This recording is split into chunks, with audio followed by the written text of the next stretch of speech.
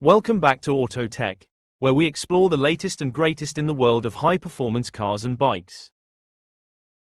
So look, you want a Honda touring motorcycle, but you don't necessarily have 25 grand to spend on a Goldwing. Well, both the NT1100 and the Africa Twin Adventure Sports would be a fine choice, but which of the two would actually be the best bike to go for? Well, we've recently reviewed both, and so in this video we'll go through all of the similarities because of course they share the same platform, but also all of the key differences that really do make them quite different to ride out on the road. And then at the end, we'll tell you which bike is right for which kind of rider. Now at the heart of both of these bikes, we've got the same 1100 parallel twin that makes around 100 horsepower peak at 7,500 RPM. So it's certainly not the most powerful engine on the market, certainly versus some of the competition at this sort of capacity and price point, but it is a super usable engine with plenty of torque in the mid-range, with a healthy peak figure in the most recent versions of both bikes of 112 Newton meters at 5,500 RPM. It also has a fairly nice character to it as well. It's got a 270-degree crank, and so there's a fairly pleasing note at the exhaust, and then you've also got a nice selection of different riding modes to choose from on both bikes, and so you can go from a throttle response that's really quite docile for low grip scenarios, but then also something that feels much more direct and engaging when you do want to pick up the pace. Still, the engine's in the exact same state of tune between these two bikes, and so it wouldn't really be a point of differentiation if you're trying to decide which one to buy. Now on top of that, you've also got a fairly similar structure in that it's using the same frame with a steel double cradle bolted to a removable aluminium subframe. And while there are a couple of adaptations like different exhaust hangers or different radiator mounts, ultimately you've got something that really is very similar. Now while there are some significant differences in the overall chassis spec, which we'll get onto in a moment, well the fact that both bikes are built upon the same engine and frame probably goes some way to explain why they're very similar in terms of weight. An NT1100 with dual clutch transmission and electronic suspension spec'd up comes in at 249 kilograms curb, whereas the Africa Twin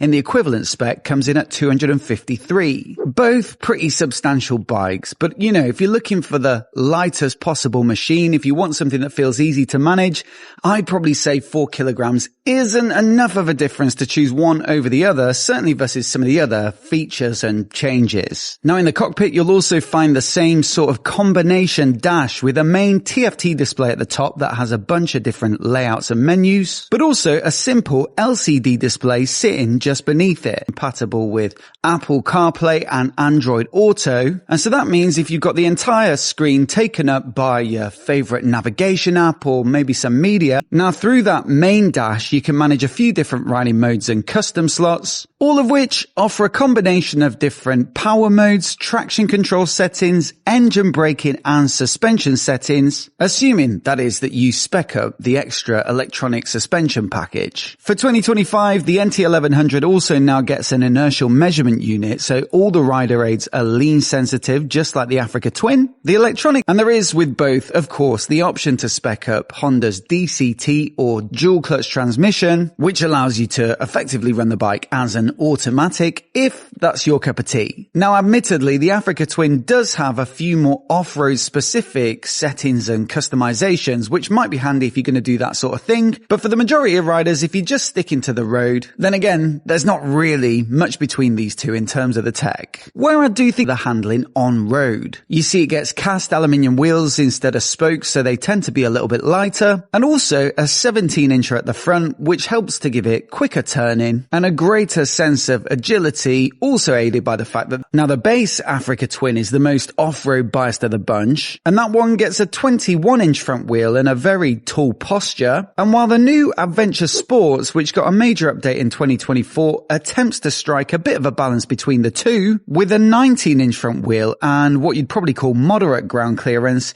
you know, it still doesn't feel quite as engaging on tarmac as the NT1100. The Africa Twin's ability to soak up bumps and also that larger diameter front wheel, they both help when it comes to crummy roads and gravel riding. And so if you're looking for that go anywhere kind of tourer, then naturally the adventure bike is going to make for the better choice. And it is also worth saying that it's by no means a bad handling bike. 1100 certainly has the edge. Now this difference in height also has quite a pronounced effect on the ergonomics. Now the seat height on the NT1100 sits at 820mm, and so I think it strikes quite a nice balance between feeling substantial but also quite reassuring in terms of getting both feet down, which can be especially important if you are going to load it up with luggage and or potentially a passenger. And keep in mind as well that these are both, as a starting point, 250kg bikes. It's certainly a lot lower than the base Africa Twin, which gets an adjustable seat height of between 850 and 870mm, and it's still a fair bit lower than the Adventure Sports, which goes between 835 and 855. The only thing that potentially would make shorter riders consider the Africa Twin is the fact that with the Adventure Sports, there's a low seat accessory,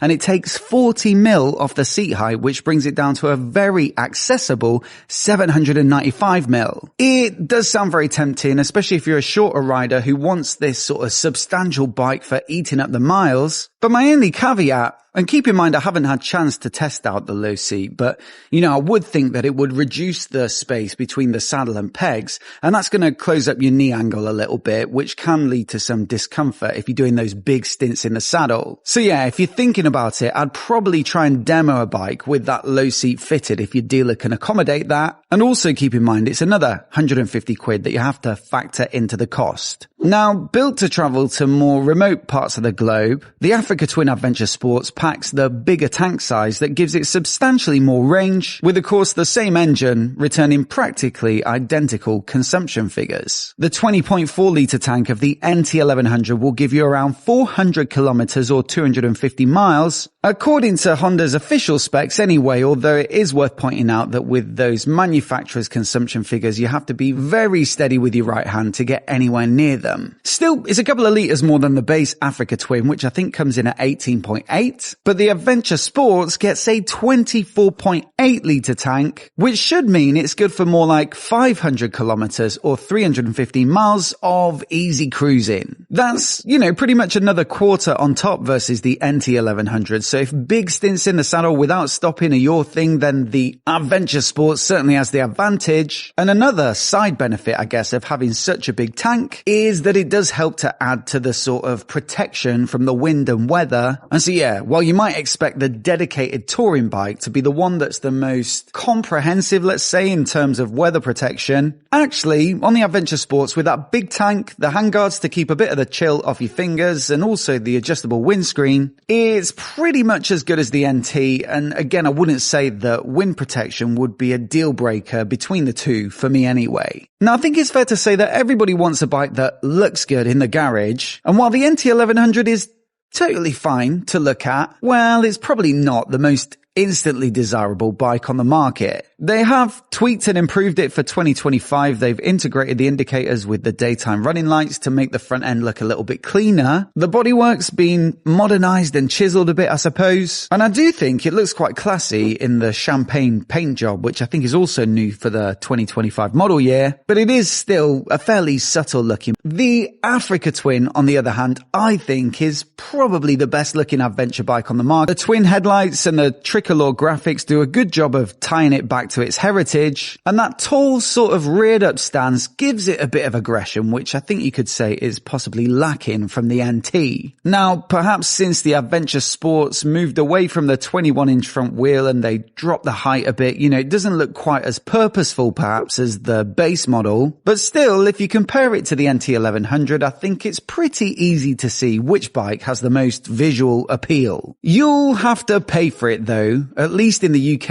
anyway, because while we previously did have a couple of different variants of the Africa Twin Adventure Sports, well, from 2024 on, it's now only available with DCT and electronic suspension. So the manual version that's going to come in a bit cheaper is no longer on sale. So that now means the most expensive variant is the only one you can buy in the Adventure Sports lineup, and that means the starting price is now £17,649. And while it is available in in other markets with the manual box, at least in the UK, that means it's a massive step up from the NT1100. In the base spec, with the manual box and the regular suspension, this one comes in at £12,679. With DCT, it's £13,679. And with the full spec, DCT and electronic suspension, it's £14,099. Previous year models, it was a little bit slim and perhaps a little frustrating. For 2025, they've updated it, they've made them bigger, and so you can now stash a full face helmet in either side. Even then, for the aluminium cases, which do, I think, suit the overall aesthetic of the bike better, well, you're looking at £1,320. And so look, if you're on a budget, the NT1100 is obviously the better choice, with the equivalent spec